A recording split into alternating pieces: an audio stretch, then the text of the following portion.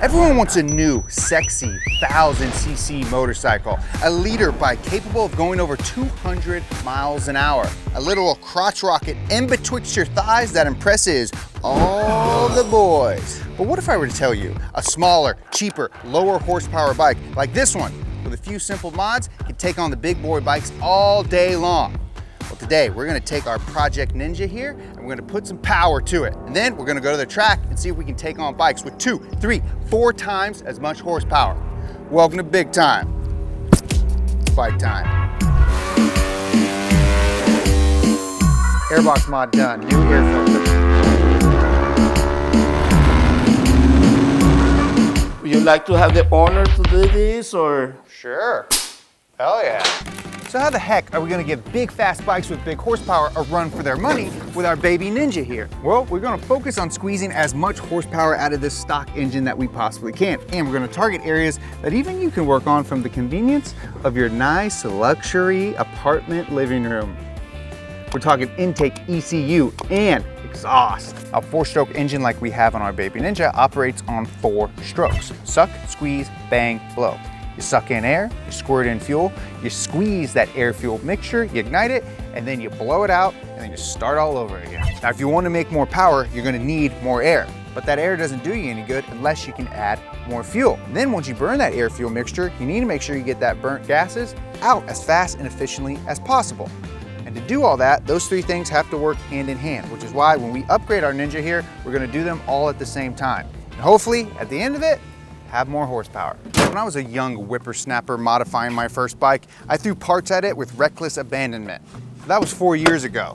I've learned a thing or two, so I'm gonna be very mindful about the parts I put on my baby Ninja. Now, when I was getting my butt handed to me by Joe Roberts in the MotoGP video, he just so happened to be on a Graves built Ninja 500.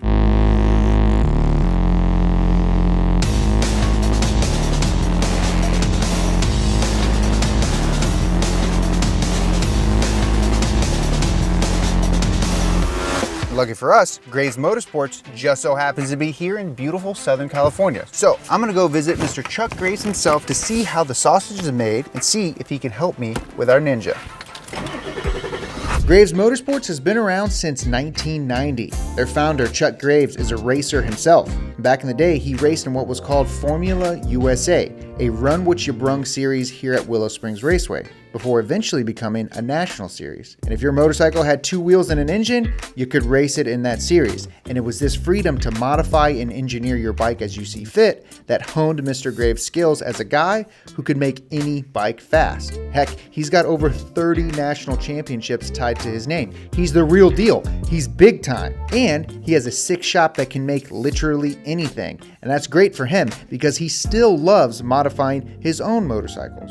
This is my street ZX4. Yeah, this is what I really Now that wanted. thing, this thing is really sick. Is that custom swing arm? Custom swing arm. Whoa, look at that. Yeah, look at the suspension. Yeah, link. the suspension link is Yeah. insane. That's Yeah, wild. triple clamps. Yeah, I saw the triple clamp. Anytime you see the shiny billet stuff, you're like, oh yeah. I've gone all off on that thing. Dude, Mr. Grace, he's just trying to stun on everyone. Can I sit on it? Yes, sit on He's it. trying to go up to Newcomb's and be like, what's up, boys? So the run of show today is pretty simple. We're gonna take our Ninja here, we're gonna put it on the dyno, see how much horsepower it makes.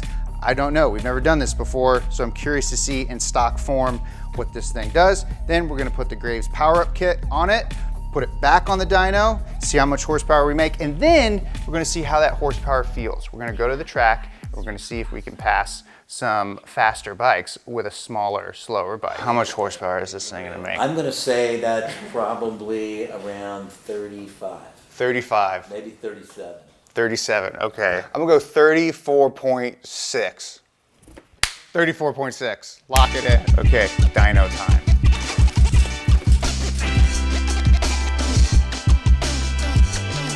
This is the onboard diagnostics connector that will download or actually receive all the data from the bike and display it on the screen for the dyno. Oh, cool. So we can see RPM, we can see temperatures, throttle. I just wanna see. Okay, that's tight.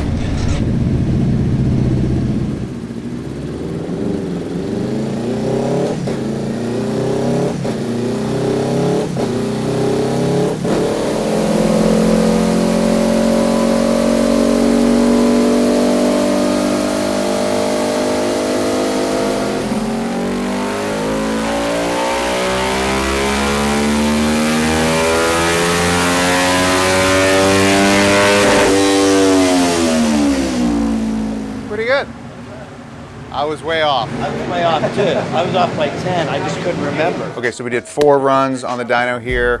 The best run, you could say, we did 47.53 horsepower and made a whopping 26.5 foot-pounds of torque. I didn't know this thing revs all the way up to 12,000, 1,200 RPM, which is pretty cool. For a little twin, a little 400cc twin, 47 horsepower? More, I need more.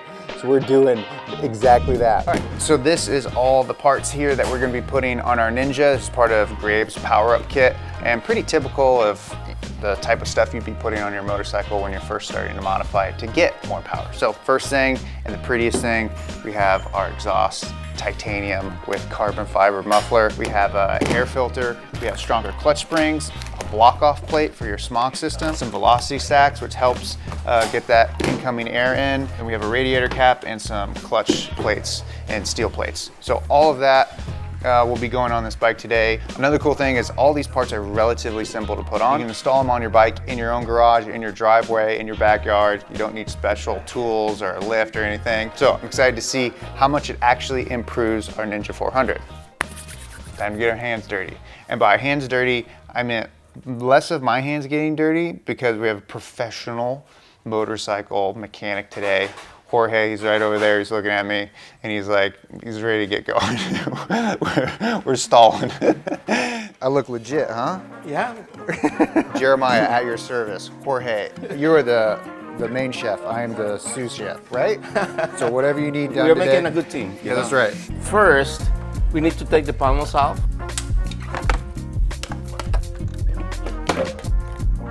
Are you gonna remember where all these went? Yeah. Okay. Yeah, for sure. We're gonna pull the whole airbox out. Okay. Since we need to modify this airbox, you gotta remove it completely.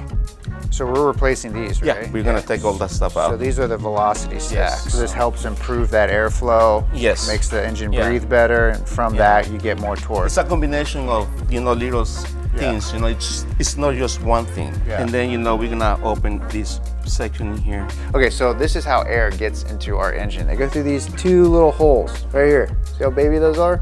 Little baby holes. To pass the filter, from the filter into the velocity stacks down into our throttle bodies. These are our 2 throttle bodies. We have a parallel twin engine. And what we're gonna do with this is get more air to go into it. If we can push more air in, that means we can put more fuel in, which means we can make more power. Now that we have it fully disassembled, we're not gonna modify this airbox so we can put a much bigger filter in and be able to suck in more air. Yeah? Yep. Nailed it. You nailed it, actually. So we're just cutting along the ridge. Yes. All along that kind Yeah. of thicker part, yeah? Yep. Okay, great.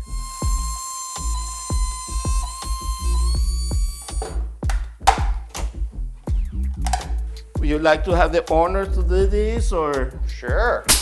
Hell yeah. Perfect. Awesome. So I like to use, a little bit heat. I'm trying to take, all the Sharpie stuff, Next step is we're gonna go clean it.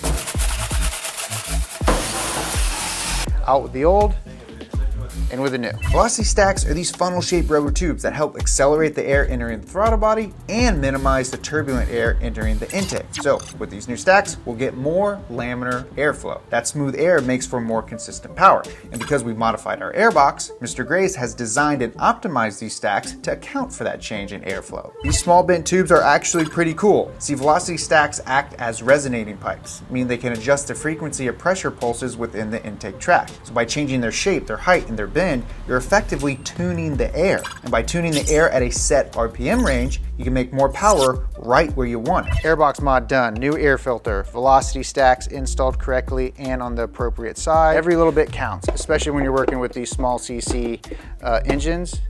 It's the little things that add up to big gains. Nailed it?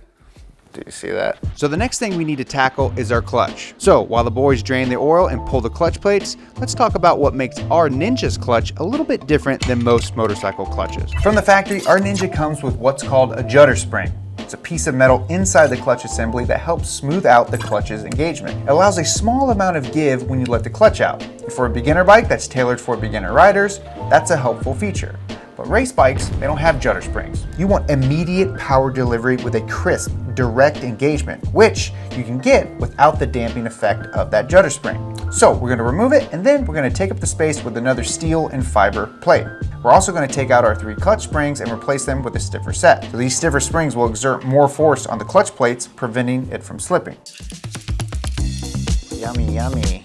This right here is something that we're going to remove. This is a valve that opens and closes based off of the signal the ECU receives. So if you're not having a complete burn mixture, part of the exhaust gases get refunneled into the airbox to get redistributed into the engine to get burned more completely. But that does rob you of some power, so we're gonna eliminate it. So our smog block-off plate is installed, and all it does is just cover that little valve in there. So now we're gonna pop this side panel off so we can get to the ECU, take that out, so we can talk to it. Okay, great. ECU is out, and I can go take it to Mr. Graves.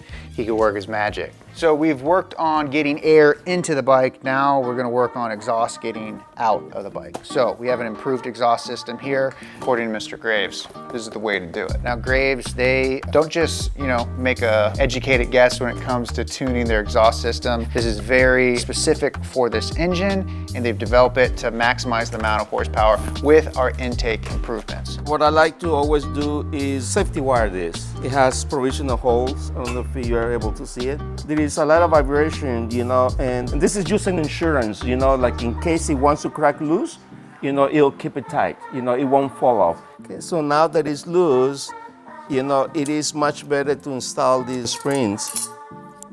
Just Plug it right in. plug it in, it's good to go. Yeah. ECU going back in. See if I can finagle this sucker. Have you ever cursed while working on a bike? Who, me? Yeah. Very little, actually. I don't know. I don't tend to curse. You just Yeah, you're cool, calm, and collected. Me too. So the pipe is actually a little bit longer, and for twin cylinder and single cylinder motorcycles, having a longer exhaust muffler is actually more beneficial, and you'll see better results in the end with it. clean everything, makes it nice and shiny, ready to burn. At the dyno, nice and shiny. I can spend probably like half an hour just going up and down. We're approaching the final piece, and that is actually the radiator cap. Radiator caps have different spring pressures. Technically, we can run a little hotter before radiator fluid flows over this into our reservoir. It prevents, the boiling point to be lower. Right. You want to raise it to keep, the coolant, Coolant inside the bike. Inside the bike, yeah. We made 47.5 horsepower. I'm gonna say we're gonna make 51.5. What do you think? Think we're gonna make more than 4.5? I would say in the upper 51. Upper 51s? I would say so. Okay. Yeah. The Graves boys, man, they got this thing together in record time, and I plugged it all in, so if it doesn't work, it's definitely on me. But here's the moment of truth. We'll fire up. Let's lock and load. Here we go. All right, we're out of gear.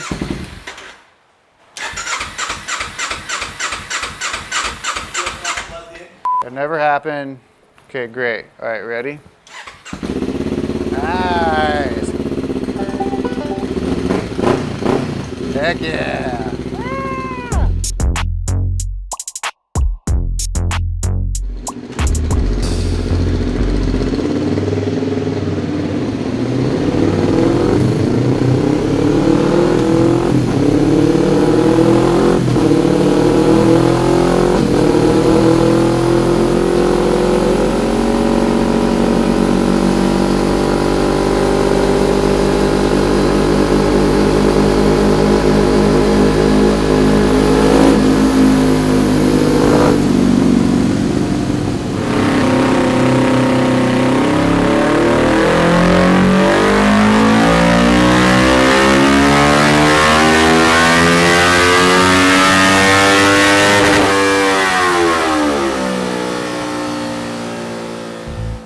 Now, as a reminder, last time we made 47.5 horsepower and 26.5 foot-pounds of torque. Now this run, we have made 53.1 horsepower and 29.7 foot-pounds of torque. Pretty freaking crazy. That's a difference of 5.5 horsepower and 3 foot-pounds of torque. And the curve just looks smooth. Smoothed out a little bit in this midsection. You just have a higher peak, right where you need it on this little bike, up in the high RPM range. So now we know that it makes more power, but how does it feel once I'm on the bike and I'm riding it at its max capacity? go find out.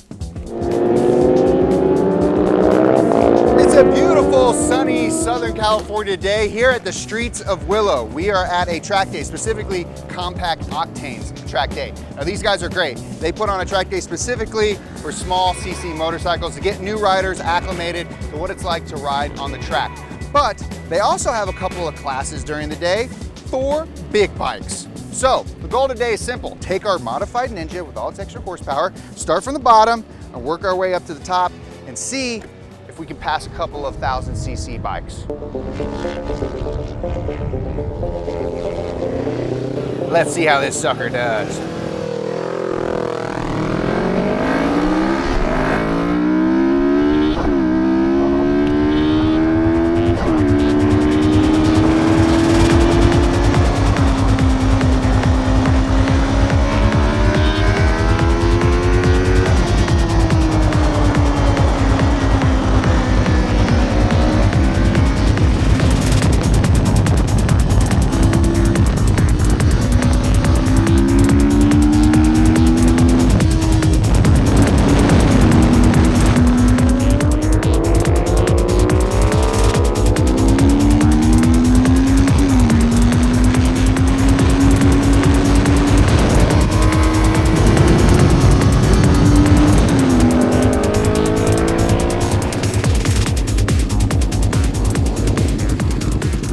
Just got off the track for the first time with the Ninja here and it was incredible. The bike's so good I started to be more official.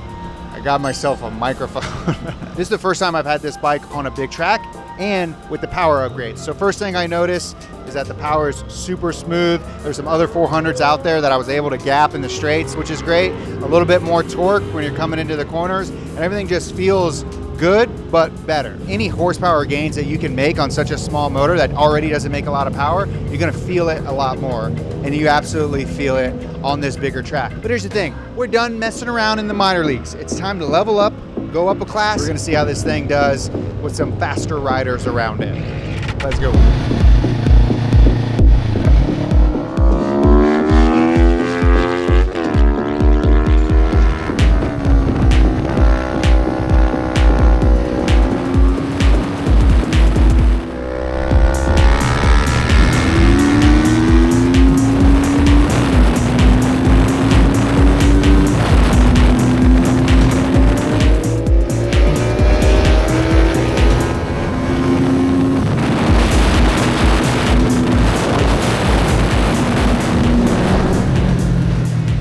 So our little Ninja was able to hang with some faster riders of equivalent bike size, but now it's time to ratchet it up again. One more level, final boss. So how about we go hop in to the premier class? We're talking fast riders and fast leader bikes. And Mr. Graves is gonna tag along so we can see what a real motorcycle rider does on a track.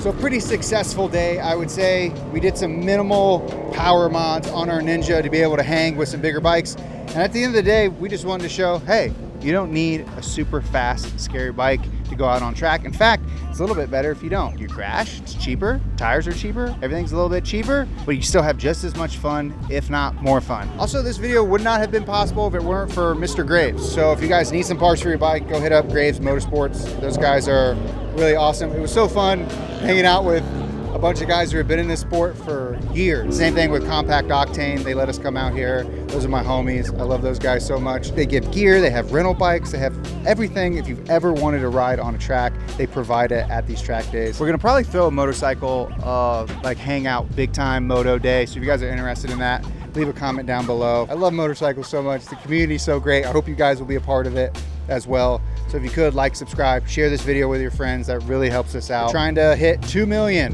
by the time we turn 1, which is, I don't know when this video is going to come out, but probably pretty soon. So kind of crazy. We're almost a year into this thing. We can't thank you guys enough for coming along this journey with us. We love you so much. Until next time, bye-bye. What's up, guys? If you didn't know, BigTime has our very own Patreon. We do a lot of fun stuff. We have a private Discord channel. We do stickers. We have early access to merch before it sells out, which it usually does. We have Patreon exclusive merch. Also, we stream video games. We stream a show called Shop Talk.